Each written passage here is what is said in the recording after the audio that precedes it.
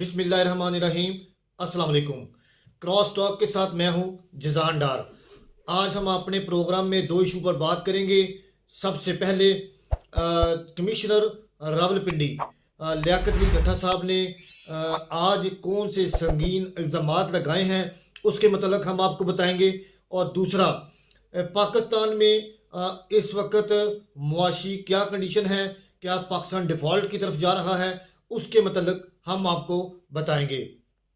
तो इससे पहले आप जल्दी जल्दी मेरे प्रोग्राम को सब्सक्राइब करें, बेल आइकन ऑन करें, लाइक करें और उसके बाद आप मुझे मेरे कमेंट्स में जाकर अपने तहफ़्फ़ुज़ात से कोई भी बात है उसके मतलब आप बता सकते हैं।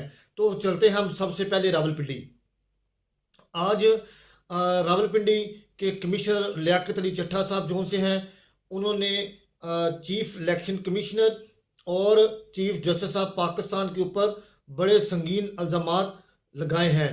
वो इल्ज़ामात तो एक तरफ, लेकिन अगर देखा जाए तो उन्होंने कहा है कि मेरे जो से हैं रीजनल पिंडी के अंदर जो कैंडिडेट थे आज़ाद, वो जीत चुके थे। तो जो अभी तक के मुताबिक उन्होंने बताया कि उन्होंने कहा कि जो आज़ाद हैं उनको हराया जाए और पाकिस्तान मुस्लिम नून के जो कैंडिडेट हैं उनको जिताया जाए। फिर उसके बाद उन्होंने खुदकशी की बात भी की कि मैं आज सुबह फजर की नमाज के बाद खुदकशी भी करने लगा था। तो ये बातें तकरीबन होती रहती हैं और इलेक्शन कमीशन ने भी इसका वाज़ह तौर पे जवाब दे दिया है। हमने कभी भी ऐसी बातें नहीं की कि ये धांधली में मुलव्वस हैं या ये जोन सा है धांधली कराएं। फिर उसके बाद चीफ जस्टिस साहब का भी बयान आ गया। चीफ जस्टिस ने कहा कि ये जितने भी इल्ज़ामात हैं ये बेबुनियाद हैं। हालांकि चीफ जस्टिस ऑफ पाकिस्तान को ऐसे बयानात नहीं देने चाहिए। फिर उसके बाद जो चीफ इलेक्शन कमीशन हैं, उन्होंने कहा कि मुल्क में इंतखाबात जो से हैं वो शफाफ हुए हैं। उसमें दारों का कानून नाफिज करने वाले जो दारे हैं उन्होंने इस इलेक्शन को पाया तकमील तक पहुंचाया है।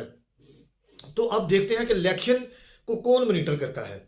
अब अगर देखा जाए तो हमारे जो इल्म के मुताबिक एक चीफ सेक्रेटरी पंजाब ऊपर जोन सा है इस इलेक्शन को देख रहा होता है और नीचे डिप्टी कमिश्नर वो इन सारे मामलात को देख रहे होते हैं। जो सा कमिश्नर हैं वो इन मामलात से दूर रहते हैं और बल्कि उनको इलेक्शन कमीशन इस चीज़ का हिस्सा नहीं बनाते। अभी भी आप देख लें, अगर इलेक्शन वाले दिन किसको डीआरए बनाया गया था, डिस्ट्रिक्ट रिटर्निंग अफसर, वो डिप्टी कमिश्नर थे। उसमें बाद आप देख लें ऊपर तमाम मॉनिटरिंग जो कार्य थे वो चीफ सेक्रेटरी पंजाब कर रहे थे। तो ये तो जो कमिश्नर रावलपिंडी है उन्होंने अगर ये इल्ज़ामात लगाए हैं तो वो इल्ज़ामात जो से हैं वो ज़बानी हैं। अगर उनके पास कोई प्रूफ है, कोई ऐसी चीज़ है तो उनको सामने लेके आनी चाहिए, क्योंकि ज़बानी जो चीज़ है उसके ऊपर उसकी कोई हमियत नहीं होती।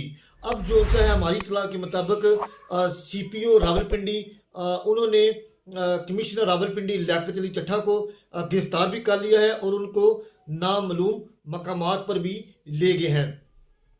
अब देखना ये है कि हमारे इस जो सा है बयान के बाद क्या हुकूमत साजी में मुश्किलात पेश आएंगी? नहीं, कभी भी नहीं। इलेक्शन हो चुके हैं, तमाम हुकूमत साजी की तरफ जमातें जा रही हैं और मामलात जो से हैं वो सेटिंग की तरफ जा रहे हैं। अब देखना ये है कि क्या इसकी वज़ीर आला पंजाब ने भी तहकीकात का हुक्म दे दिया है। अब चीफ जस्टिस जो से हैं वो देखते हैं कि इस बात का नोटिस लेते हैं या नहीं लेते। उनका मौक़िफ़ तो आ गया। उन्होंने कहा है कि अगर कोई मुझे ये कह दे कि मैंने कत्ल करवाया किसी को या किसी को कुछ किया है तो ये तो एक ज़बानी कलाम है। अब इसके ऊपर जो सा है देखें दारे क्या एक्शन लेते हैं, ये बात की बातें हैं। अगर देखा जाए तो आरओ जोन से हैं वो डिप्टी कमिश्नर के मतहत होते हैं। आरओ जोन से हैं वो डिप्टी कमिश्नर के मतहत होते हैं, वो कमिश्नर के मतहत नहीं होते। अभी तक जो हमारी इत्तलात ये भी हैं कि जो कमिश्नर रावलपिंडी हैं चट्टा साहब, उन्होंने अमेरिका का वीज़ा भी हासिल कर लिया है और वो अपने दो या तीन अपना मार्च में रिटायर भी हो रहे हैं और उन्होंने साथ अमेरिका भी चले जाना है। फिर उसके बाद उनका जो बेटा है, अभी उनकी एक शादी भी हुई है। वो जो इल्ज़ाम तराशी ये भी लगाई जा रही है, अभी क्योंकि इस बात की मुकम्मल तस्दीक तो नहीं की जा सकती, लेकिन जो ज़राए कहते हैं उन्होंने कहा है कि उन अभी जो बेटे की शादी की है, जो उनकी बहू है वो ब्रिटिश है और वो लंदन में पीटीए की बड़ी सरगर्म रुकन है। वो जो सी है वहाँ पर मियाँ नवाज शरीफ के घर के बाहर एहतजाज भी करती रही है। ये तो खैर महज बातें हैं, इल्ज़ाम है, लेकिन कोई इसकी फुटेज नहीं है। अब देखना है धांधली की कितनी यानी कि यहाँ पर की गई है। धांधली बज़ाहिर की तो गई है और बड़ी मुनज़्ज़म किस्म की धांधली की गई है, बड़ी ख़तरनाक किस्म की धांधली की गई है। अभी तो मैं कहता हूँ कि अगर चट्टा साहब ने ये बारिश का पहला कतरा गिरा है, हो सकता है इसके बाद कई कतरे और गिरें। खदशा जाहिर कर रहे हैं हम कि इसके बाद जो सा है और भी बारिश के कतरे गिर सकते हैं। अब इसकी तहकीकात का दायराकार जो सा है वो वसी कर दिया गया है। अब देखना यह है कि चट्टा साहब का अगला लाहेअमल क्या होगा, या जो कानून नाफज करने वाले इदारे हैं वो उनको क्या कह रहे होंगे और वो आगे अपनी क्या बात करते हैं, ये बात की बातें हैं। तो अब चलते हैं, अब सबसे जो इम्पॉर्टेंट इशू है इस वक्त हमारे मुल्क के अंदर महंगाई और बेरोज़गारी है। हम बारहा ये कहते हैं कि इस जो जितनी भी बातें हुई हैं उसका कोई फ़ायदा नहीं है करने का इस मुल्क के अंदर, क्योंकि हमारा मुल्क तब चलेगा जब हम मुआशी तौर पर स्ट्रांग होंगे। अब ये बड़ी अहम बात भी मैं करने लगा हूँ, ये अंदर की बात है और ये बहुत कम लोग बताते हैं आपको। ये मैंने बड़ी मुश्किल से इसके ऊपर रिसर्च की है। आज आपको पता है कि हमारा मुल्क दोबारा एक दफ़ा डिफ़ॉल्ट की तरफ जा रहा है।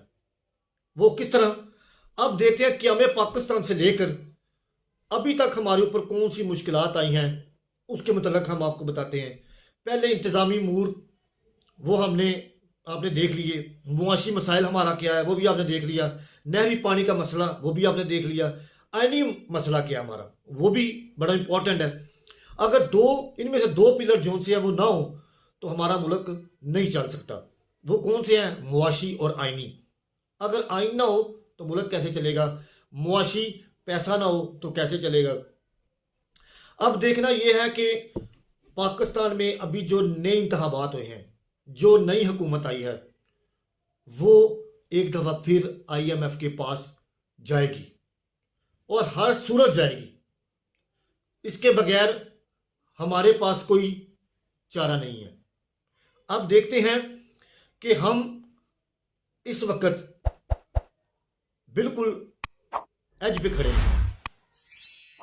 हैं, बिल्कुल हम अपनी मुआशत को संभाला देने के लिए जल्दी जल्दी हमें IMF का रुख करना पड़ेगा।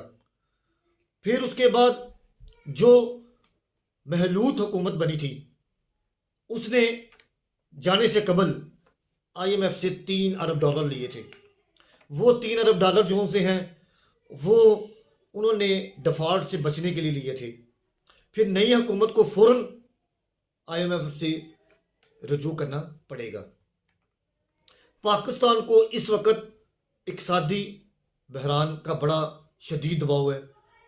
फिर उसके बाद जो निगरान हुकूमत है वो डिफ़ॉल्ट से बचने के लिए, जो निगरान हुकूमत है वो डिफ़ॉल्ट से बचने के लिए IMF के जितने भी पैसे हैं उसके ऊपर अमल दरामद कर रही है, उनके जो काम है उसके ऊपर अमल दरामद कर रही है। फिर उसके बाद इस प्रोग्राम के लिए की जाने वाली कानून साजी IMF को पाकिस्तान के इक़्तिसादी मामलात पर फैसले करने के साथ साथ इंतखाबात की निगरानी की इजाज़त भी देती है। उन्हें जो पैसा दिया है वो देखना वो किधर किधर लगाना है, IMF सारा कंट्रोल कर रहा है। उसको जवाब देना IMF को। IMF कहता है कि आपने पैसा दिया, वो बताएं आपने किस तरह में बाद में वापस करना है। फिर उसके बाद अगली जो हुकूमत आएगी उसको IMF की सारी बातें तस्लीम करनी पड़ेंगी, सारी बातें तस्लीम करनी पड़ेंगी। एक एक बात उसकी तस्लीम करना पड़ेगी। उसके बाद कोई चारा नहीं है। फिर उसके बाद पाकिस्तान के जो ज़ेर मुबादला ज़खायर हैं वो इस वक्त तकरीबन $8 अरब है, जो उसके बाद बमुश्किल 2 माह के दराम दराज ज़रूरियात पूरी कर सकते हैं। यानी कि जो $8 अरब है उसके अंदर सिर्फ 2 माह का वक्त है बाकी। इसका मतलब है कि जो नई हुकूमत है वो जल्दी जल्दी वज़ीर आज़म का नाम अनाउंस करे और वो मुआशी तौर पर मुल्क को स्टेबल करे। ये उसकी जिम्मेदारी है वज़ीर आज़म की। वो अपनी कबीना उसको बनाए आगे डील करने के लिए, मुल्कों के लिए। फिर उसके बाद जिससे इसके ज़ेरे मुबादला के ज़खायर मज़ीद कम हो जाएंगे। वो कह रहे हैं कि मेरे पास इस वक्त जो ज़खायर हैं वो कम होते जा रहे हैं। फिर उसके बाद पाकिस्तान को 2 माह में $1 अरब के बांड की अदायगी करनी है। वो किसको? IMF को करनी है। IMF को वह अपने पैसे वापस करने हैं।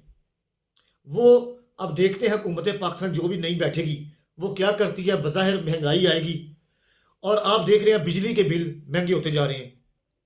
उसके बाद गैस के बिल दुगना कर दिया उन्होंने, उसमें इजाफा कर दिया। पेट्रोल अप जाएगा, डॉलर्स की कीमत अप जाएगी, ऊपर जाएगी। हर चीज़ का बोझ अवाम को बर्दाश्त करना पड़ेगा। और ये आप मेरी बात नोट कर लें, पाकिस्तान को डिफॉल्ट से बचने के लिए IMF का रुख करना पड़ेगा फिर दोबारा। अगर ना किया तो ये डिफॉल्ट की तरफ खड़ा रहेगा। अभी तक जो तमाम मुल्क हैं उन्होंने, श्रीलंका जैसे मुल्क ने अपने आप को स्टेबल कर लिया। उन्होंने कैसे किया है? अपनी मुआशियत को उन्होंने कंट्रोल किया है, शाहर्चियों को कंट्रोल किया उन्होंने फजूल खर्चियां बंद की हैं अपनी। अगर वो फजूल खर्चियां करते तो वो डिफॉल्ट की तरफ रहना था। उन्होंने अपनी अवाम को इत्मीनान में लिया है। फिर उसके बाद अगर देखा जाए तो पाकिस्तान के पास कितना कर्जा लिया अभी तक, पाकिस्तान ने अभी तक कितना कर्जा लिया और सबसे ज्यादा कर्जा किससे लिया है? पाकिस्तान ने इस वक्त सबसे ज्यादा कर्जा चाइना से लिया है, $68 अरब। वो भी देख रहे हैं आपकी तरफ, वो किधर किधर लगा रहे हैं आप, वो भी मॉनिटर कर रहे हैं आपको। फिर उसके बाद IMF जोन सा है और इसका क्रेडिट रेटिंग अदारों का तमीना है। पाकिस्तान को अपनी आमदन का 50 से 60% हिस्सा कर्जों के सूद की अदायगी पर खर्च करना है, जो कि दुनिया की किसी भी बड़ी मुआशियत के लिए बदतरीन शरह है। ये देख लें कि बदतरीन शरह पाकिस्तान नीचे जा रहा है, जो दूसरे मुल्क हैं वो अप जा रहे हैं। हमारे पाकिस्तान के पास क्या पड़ा हुआ? कुछ नहीं पड़ा हुआ हमारे पास, हर चीज बंद पड़ी हुई है। पाकिस्तान का मसला महंगाई, बेरोजगारी है। हम देखिए अभी तक कोई फैसला, हुकूमत साजी नहीं हो पा रही हमारे पास, आपस में लड़ाई लड़ रहे हैं। खुदारा इस मुल्क को बचाने के लिए सबको एक पेज पर खड़ा होना पड़ेगा। फिर उसके बाद आगे चलते हैं हम। पाकिस्तान का जो बुनियादी मसला है उसका अंदरूनी कर्जा है, जो इसके कर्जों का 60% पर मुश्तमिल है और सूद की अदायगी में इसका हिस्सा 85% है। यानी कि आगे मुश्किलात हैं हमारे पास आगे कोई चारा ही नहीं है चलने के लिए। हम रोज ब रोज, दिन ब दिन एक नई कफायत में जा रहे हैं और तंग आ चुके हैं हम। ये तो हम आगे चल के मजीद बताऊंगा कि पाकिस्तान को और किन किन मसाइल का, मुश्किलात का सामना है, उस पर मजीद बहस भी की जाएगी। लेकिन अभी फिल वक्त हुकूमत साजी जो सी है वो जितनी जल्दी हो सके वो की जाए। अगर नहीं होती तो ये निगरान सेटअप भी चलने दिया जाए। लेकिन तो निगरान सेटअप तो नहीं चल सकता क्योंकि इंतखाबात हो गए हैं, अब नई हुकूमत बैठेगी। लेकिन पाकिस्तान मार्शल लॉ और एमरजेंसी का मुतम्मल नहीं है, वरना नुकसान होगा बहुत बड़ा। हम नुकसान में जाएंगे। हम सबको, तमाम सियासी रहनुमाओं को बैठकर सर जोड़कर और सच्चे दिल से और खास नीयत के साथ ये वादा कर लेना चाहिए कि हम पाकिस्तान के साथ हैं और हमारी जान भी कुर्बान है।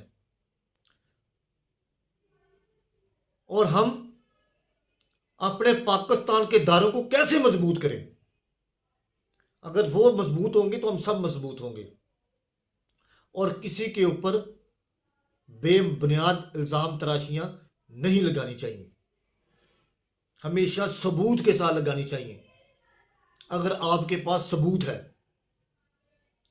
हमारा, अगर आपको प्रोग्राम ये अच्छा लगे तो आप इसको ज़रूर लाइक, कमेंट, शेयर करें, सब्सक्राइब करें। बहुत शुक्रिया।